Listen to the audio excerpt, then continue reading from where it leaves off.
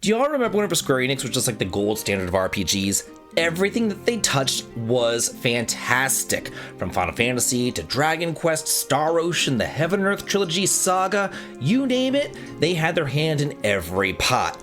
But then something changed. They got a new CEO. He said that gamers who play games for fun were no good. They started investing in NFTs and live service games and trash. But, somewhere along the last 5 or so years, between all the gacha corpses and the HD 2D miracles, something wild happened. Square Enix found their groove again. So today, I want to start with January of 2020 and work my way up to the present day, ranking every single Square Enix RPG that they have released in the 2020s. All 42 of them.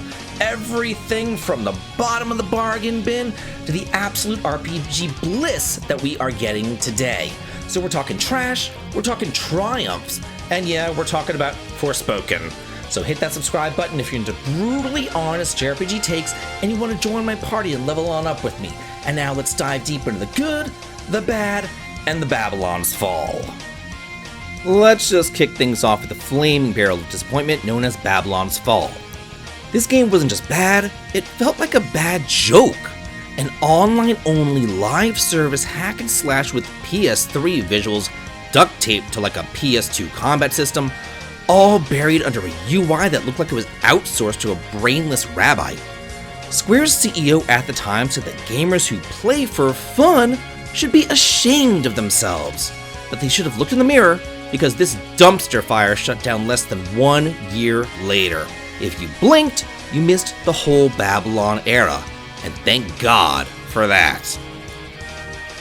But if Babylon's Fall was a train wreck, Chocobo GP was like a clown car crashing into that train wreck. Why did they make a console game a gacha-fueled nightmare? It should have been cute and fun like it was back on the PlayStation 1, when they made good games.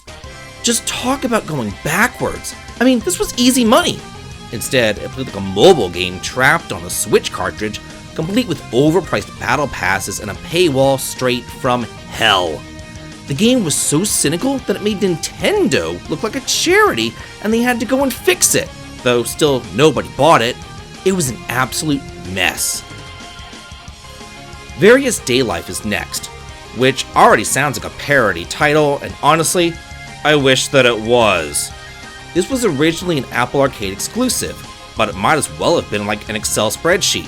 You press a button, numbers go up, and every once in a while, somebody says a sentence. That's it. There's no story to latch onto, no characters to care about, and no battles to, enjoy.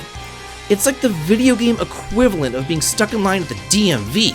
It's just pure, distilled boredom. And speaking of disappointment, let's take a moment to just bury Nier Reincarnation, the mobile spin-off that somehow managed to take a soulful, existential weirdness of Nier and then turn it into something as emotionally engaging as like a vending machine. The monetization was terrible, character development was non-existent, and the story just felt so disconnected from what made Nier special in the first place. Yoko Taro deserved better, and so did we. And finally, for the end of this tier, we're going to be landing on Final Fantasy VII Ever Crisis. Yet another mobile mess that should have been like a nostalgic slam dunk. A full retelling of the entire compilation of Final Fantasy VII wrapped up with cute visuals and revamped battles? It sounds amazing! Yes, please! But in reality, it was just yet another glorified loot box simulator with a never-ending treadmill of premium banners and currency farming. Square Enix tried to take the most beloved JRPG of all time and just turn it into a slot machine. And the sad thing is, it actually kind of worked on people. I hear people complaining about gacha all the time, but they really fell for it here. Ever Crisis was just here to monetize all your shame. Square Enix's experimental take on the dungeon crawler genre, Dungeon Encounters, is just so bare bones.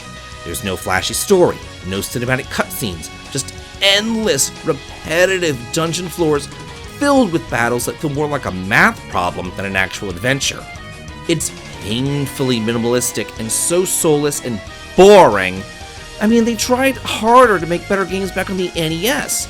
It's seriously just nothing but a huge grind fest, and the lack of variety in enemies and environments just makes everything feel so samey. I mean, I respect going back to the basics, I like that, but this was more like an endurance test than a fun RPG.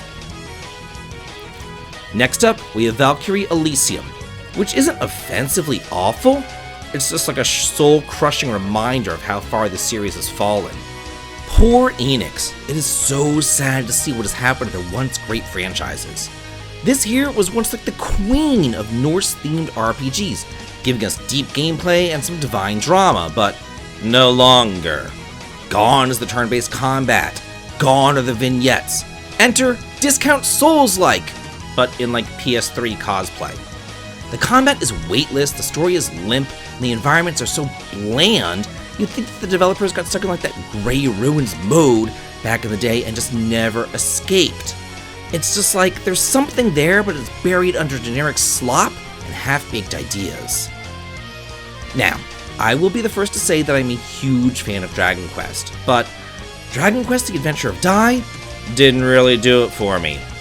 Yeah, it is a very faithful, genuine retelling of the anime, which is cool, but the world itself just felt so empty and lifeless. It had recycled dungeon designs, if you can even call them dungeons, and very little incentive to explore. I will admit that I did enjoy my first playthrough, but I had never watched the anime before. However, I'll also say this, it was so forgettable that I forgot that the game even existed until I compiled it for this list.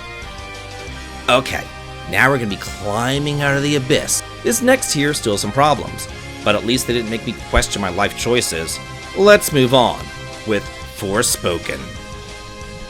This could very well be the epitome of Square Enix's trend chasing. I mean, if you're gonna chase a trend, at least do it well. This promised a magical open-world romp, but it just delivered like a flashy mess. The traversal mechanics are up at the only thing that shine. Zipping and gliding around feels nice, and it is fun to go exploring. But the game leans way too hard on that to cover up just how empty the world really is. Combat tries to be deep with combos and magic, but it's really just a whole bunch of button mashing. And don't get me started on the characters in the story. She, and I say she because I can't even remember her name, could very well be the most unlikable character to ever be in a Square Enix game. I mean, maybe if they actually put their money into developing a good game, instead of developing Super Bowl commercials for this, then it could have been something special, but it's not. Now let's move over to the Voice of Cards trilogy. Ugh. These games hurt me in the most specific way possible. I just don't get it. If you want to go low-tech and budget-friendly, why don't you make something akin to like an SNES Final Fantasy or something like that? I mean, imagine like a Final Fantasy IV type of game, but done today on a smaller budget. It'd be super sweet. But instead, we got this. Everyone's a card, kind of like another SNES game, Arcana, but everything's also just the same. It's all just brown. And all three of these games in this trilogy are pretty much the same. The same mechanics, the same narrator, the same artwork, the same slow battles, the cards flipping constantly, the same dice rolling.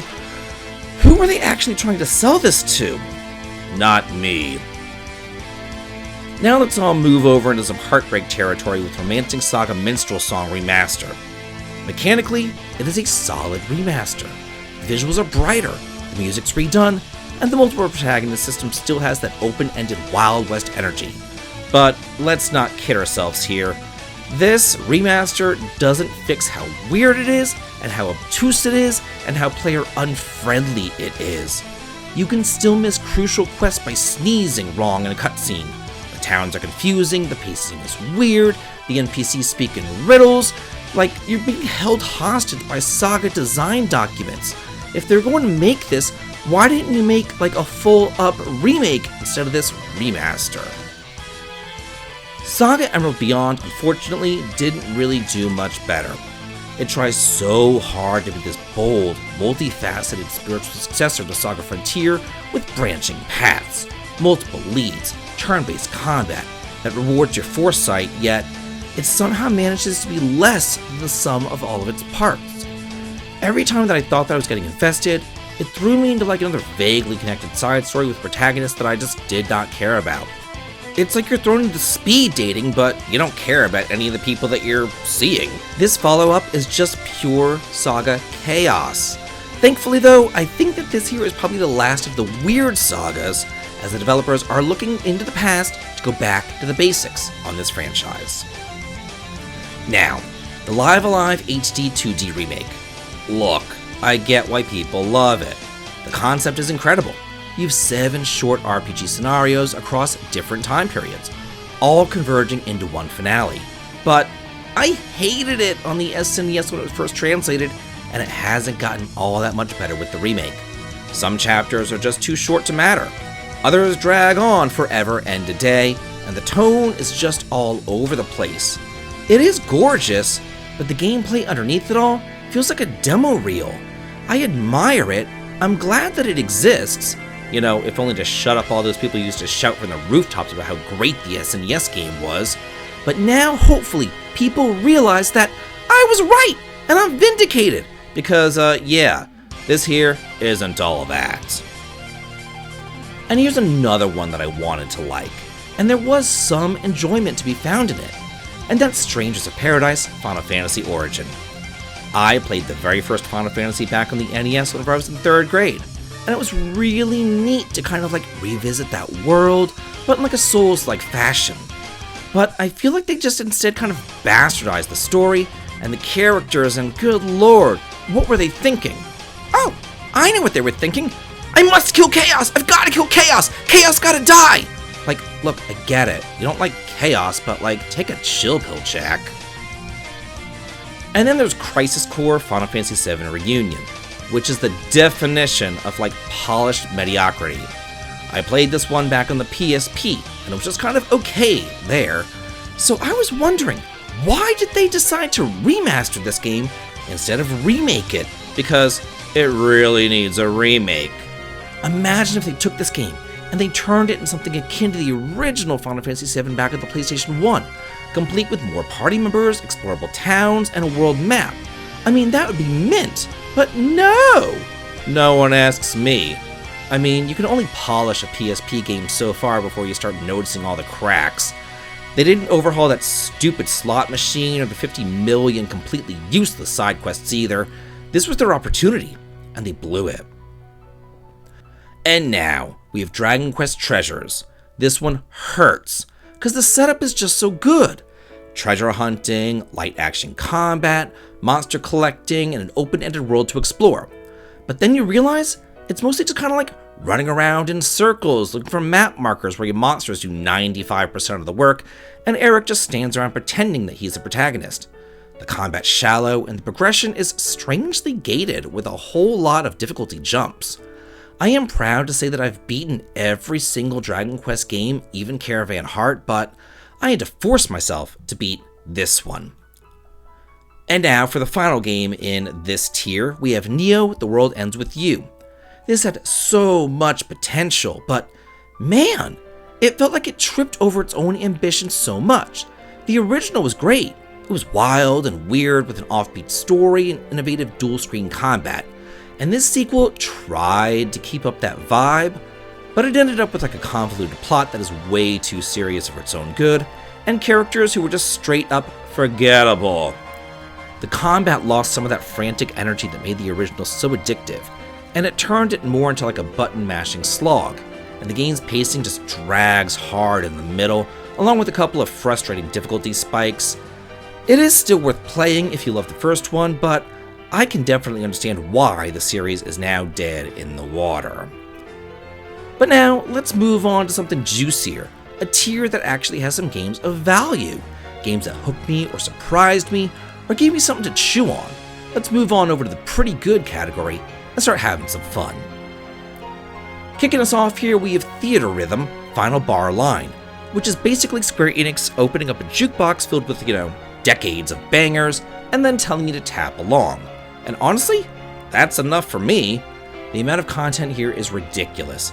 Hundreds of songs, RPG-like progression, and a lovingly curated selection of everything from Final Fantasy to Chrono Trigger to Dragon Quest.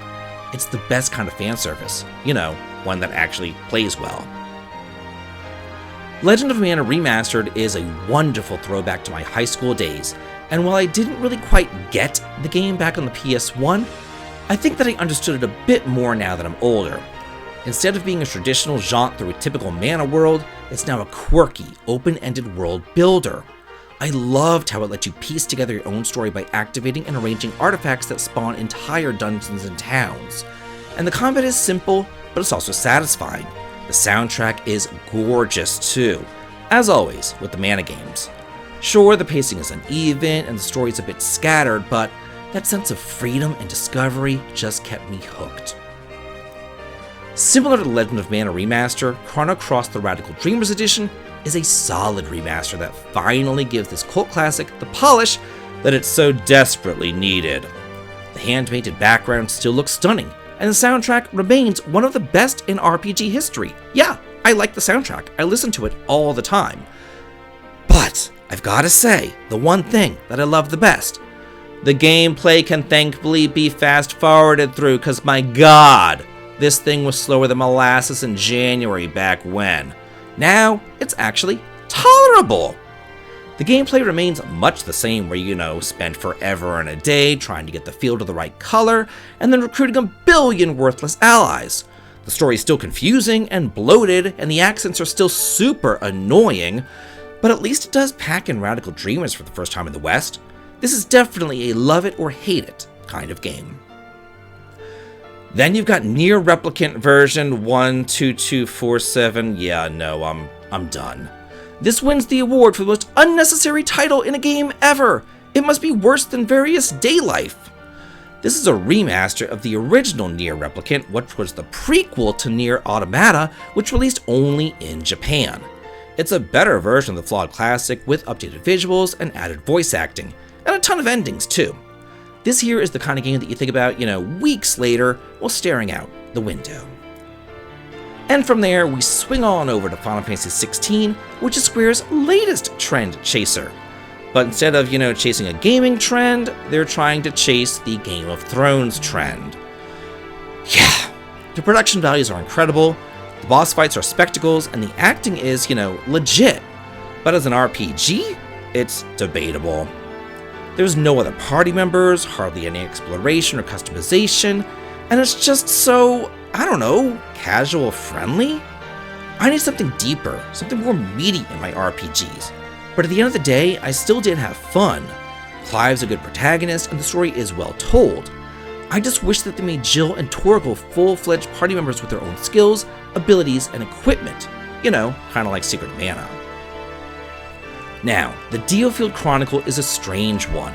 It's one of those 20 games released in 3 months, and it's pretty much a Growlancer clone, but I love Growlancer, so that's a win for me. The story's all politics, intrigue, and betrayal, which is what I love. Unfortunately though, it didn't do all that well, because the aforementioned 50 billion games in 2 days that all came out. So I do doubt that we'll be seeing anything else in the series, but I am personally glad that Square tried something new. ActRaiser Renaissance came out of absolutely nowhere, and it hit me right in the nostalgia. It's part God game, part side-scroller, part where were they hiding this? The new visuals are good, the action's better than the SNES original, but not exactly deep, but the one thing that makes it work is just how fun it is. Building towns, smiting demons, and playing God for your townsfolk, this here is a good time, and I definitely hope that this opens the door to more off-the-beaten-track survivals of forgotten older games. And finally for this tier, let's talk about Final Fantasy VII Remake as well as Intergrade. I know people put this on their Game of the Year lists, and I get it. The production values are off the charts, but personally, I think it's great, but not perfect. The real-time combat system is fun, even though I still wish it was turn-based, and the expansion of side characters is genuinely appreciated. But it's also just so bloated. While Midgar lasted 5 to 10 or so hours in the original game, they stretched it out to 50 hours here, and that's just too much. To me, the worst part of the original was Midgar, so I was definitely happy to beat this one and leave it behind in the dust. And now for our final tier, the best games that they've ever released this decade. The ones that say, Square, you've still got this. You're still that 90s badass developer that we all know and love. And let's start off with Tactics Ogre Reborn. Because even though this came out at the same time as like a million other RPGs, it was still a standout. This isn't just a remaster, it is a full tactical RPG revival. The rebalancing, the streamlining, the full voice acting, the job system tuning, it was everything that I remembered it to be the first time around, except a little bit harder. But it is kind of nice that each version of the game, from the SNES to the PlayStation 1 to the PSP version, does offer something a little bit different. Bravely Default Remastered over on the Switch 2 finally freed the first game from its 3DS prison. I played it there, and I loved it there. Well, at least I loved the first half of the game, because the second half just becomes Groundhog Day, and I am kind of surprised that they didn't fix that in this remaster. This one here is for old school fans like me, with a classic job system, gorgeous art, a world map, and fast-paced turn-based combat. It didn't reinvent anything, but it didn't need to, and that's why I liked it. Released right around the same time as Tactics Ogre Reborn, the sixth mainline entry in the Star Ocean series, Star Ocean the Divine Force, pulled up and said like, hey guys, miss me? Miss Star Ocean? And I did. Especially after the dumpster fire of the fifth game. You could tell that this was a little bit budget, but it's just so much fun. And this here is where Square really started embracing going back to the basics, with dual protagonists, a cheesy but fun and lighthearted story, and the sheer joy of like dashing around in zero gravity and exploring just for the sake of it. It is nice that for once, a modern Star Ocean game was not an embarrassment. Then, in that same swath of games, Harvestella appeared, which I thought was going to be Square's answer to Stardew Valley, but instead, it was much more like Secret of Mana, and I was shocked about that. This meshes up farming, dungeon crawling, tons of characters, and doomsday drama into one surprisingly wholesome package. I expected a mess, but I got a gem instead, and one series that I do hope that Square continues. Dragon Quest Monsters: The Dark Prince also came out, right around the same time as all those other games, and I've always been a fan of the Dragon Quest Monsters series, and Dragon Quest IV is also one of my favorites. So this combines both of those, but it tells the story from Sorrow's point of view. I was hooked. Rather than taking place in an overworld though, it takes place in like different echelons of hell. From your traditional hellish worlds to candy-coated realms to mountains or forests or whatever. The monster breeding's addictive and it's so much fun. This was a great stopgap to have while we still all wait for Dragon Quest XII to drop. Now, with Final Fantasy VII Rebirth, I don't really care what timeline you think that we're in, because this game delivered on all fronts. The exploration, the party banter, the equipment, the towns, the world map, all of it. This felt like a true RPG adventure, not just like a story on rails like Remake did. This was the most fun that I've had with the Final Fantasy VII cast since, the original game. And the fact that it expanded the story rather than just rehashing it made it feel fresh. Though I will say that the myriad side quests did wear out their welcome by the time that I got to the Gold Saucer. But at the same time, I loved Queen's Blood. I always wanted to play Fantasian back on the Apple Arcade, but I didn't have it. Thankfully though, Fantasian Neo Dimension came out as an upgraded port and improved the quality of life systems, and it's proof that sometimes all you need is gorgeous dioramas and good old-fashioned turn-based combat to make me happy. I loved the old-school throwback, but I especially loved the combat, where you could bank your encounters and then fight them all at once, smashing dozens of enemies at a time with your curve and position-based abilities. I would love to see a new entry into this series. Then Romancing Saga 2 Revenge of the Seven came through like a bulldozer. We never did get the original in the West back on the SNES, so I was stoked to play this.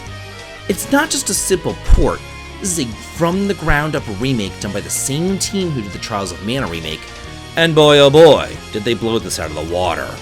The branching Dynasty system still feels ahead of its time, and now, with updated visuals and quality of life tweaks, it is so much more approachable without losing that Saga flavor.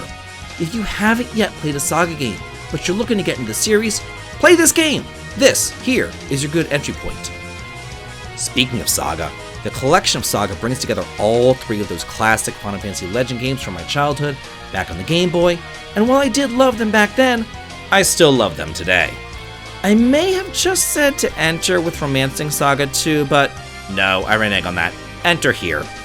These were my first entries into the Saga series, and I've loved them ever since. They're much more linear than any of the other games, so they're really easy to get into and pick up and play, while still being non-linear in their own way. Each of them is different, where in the first game you climb up a tower to God, the second game you visit multiple worlds to collect the scattered magi, and the third game you fight through like the past, present, and future to save the world from the water entity. I still think that this name is dumb, but then again, most Team Asano game names are really dumb. But anyway, Triangle Strategy was one of the biggest surprises for me. This here is Final Fantasy Tactics, just brought into the modern era, with a gorgeous HD 2D style, along with full-on political drama, and choices that, actually matter! Tactics that made me sweat bullets, and a varied roster of characters, none of whom are generic at all. Every map had a trick to it. Every decision carried weight, and by the end, I was more emotionally invested in salt exports than I ever thought humanly possible. Bravely Default 2 was the mainline return that I'd been hoping for. It ditches the old crew for a new cast, but the real star of the show is the job system, which I just adore. Give me a world map, give me turn-based combat, and give me a job system, and I am a happy camper. I love the old school style throwbacks, the crystals, the seasonally themed continents. Hell, I even love the ridiculously predictable story. The sheer joy of finding out busted job combos and abusing turn order never gets old to me. It's just a good old-fashioned RPG like they used to make, and sometimes that's all that I need. And then came Octopath Traveler 2, and my god, this was everything I wanted from the first game and then some. The stories are actually connected, the characters interacted, the new job system is expanded and addictive, and the music and the graphics? I didn't think it was possible, but they're even better than the original. It's one of those rare sequels that retroactively makes the first game feel like a rough draft and almost unplayable. I got lost in this world for hours, and nowadays it is rare for me to just lose myself in a video game for 8 hours at a time, but I found myself doing that over and over and over again with this one. It was just pure RPG bliss. Trials of Mana 2020 Remake was one of the best remakes that I've ever had the pleasure of playing. It turned the classic SNES action RPG into a fully 3D modern spectacle, with gorgeous environments and slick real-time combat that made me just squeal with girlish glee. The characters all got a serious glow-up, and the soundtrack was lovingly reorchestrated, and the world was just incredibly fleshed out. New job classes were added, and old job classes were rebalanced. And say what you will about the voice acting, but it kind of falls into that it's so bad, it's good category. I didn't know whether to laugh out loud or die of cringe every time that Charlotte opened up her little mouth. Speaking of Mana, Visions of Mana surprised me in a big way. It is a much needed back to the basics for the Mana series, after it went off the rails with World of Mana around the PS2 era. It is easily one of the prettiest games I've ever played in my life, and it feels like you're inside of a storybook. The combat is tight and satisfying, and the story is super easy to follow along with. Sometimes, you just need a story that you can veg out to and not think about too much. The characters are endearing, and that sweet, sweet, delicious job class system has returned. I loved mixing and matching my characters with their jobs and seeing what worked as they went off the beaten path in these massive open regions, and I just took the whole world in. And speaking of going back to the basics, let's not forget Star Ocean: The Second Story R, which gives these other remakes a run for their money, because it is just spectacular as well. It looks stunning, it plays fast, and the dual protagonist structure is as clever today as it was back in the 90s. It's the perfect mix of space fantasy, fish out of water antics, as well as explosive battle systems. This was easily one of the best games back in the original PlayStation 1, and they didn't just here update a classic, they honored a classic. As for the Final Fantasy Pixel remasters, these are the perfect love letters to the classics. They take those early Final Fantasy games, polish it all up just enough to make them feel fresh, without losing any of their original charm, and then they deliver on the tight, challenging gameplay that make the series so legendary in the first place. I mean, you get 6 games in one small package here, even if one of the games is a straight up dumpster fire. But everything that you know and love is right there at your fingertips. So if you're like me, and you're into classic RPGs, but you want to play them on modern hardware, these are for you. Or if you never got into these games back in the day, this here is the best opportunity to do so. And finally, the Dragon Quest III HD 2D remake is a full circle moment. This is Square Enix coming home. I first played this game back on the NES in 4th grade and I fell in love with it then. It has been one of my favorite games ever since. But now it's wrapped in the most gorgeous pixel art package imaginable. The music, the pacing, the dungeons, it all felt like sitting down with an old friend. But they also added so much more, from a new post-game to brand new job class, to new treasures, new dungeons, and new bosses. It's everything that I want from a modern RPG. Traditional, beautiful, and full of heart. The legend has definitely returned, and looking ahead at what Square still has to offer this year, I think that Square Enix has returned back from the brink as well. So yeah, in 5 years, Square Enix has released everything from flaming train wrecks to absolute genre masterclasses. And somehow, despite the NFTs, the live services, the whole if you play games for fun nonsense, you're a bad gamer, they pulled themselves back up from the edge. When they lean into tradition, when they remember how to tell a good story with fun mechanics, and they just do what they're good at, they've still got it. They still make me feel like a kid again. And if you're new here, and you love this kind of deep dive into RPGs, then hit that subscribe button. I cover everything from modern remakes to obscure SNES gems. And yeah, sometimes I'll be yelling about something you've never heard of. Thanks for watching, and tell me in the comments what your favorite modern Square Enix game is. And as always, have a good day.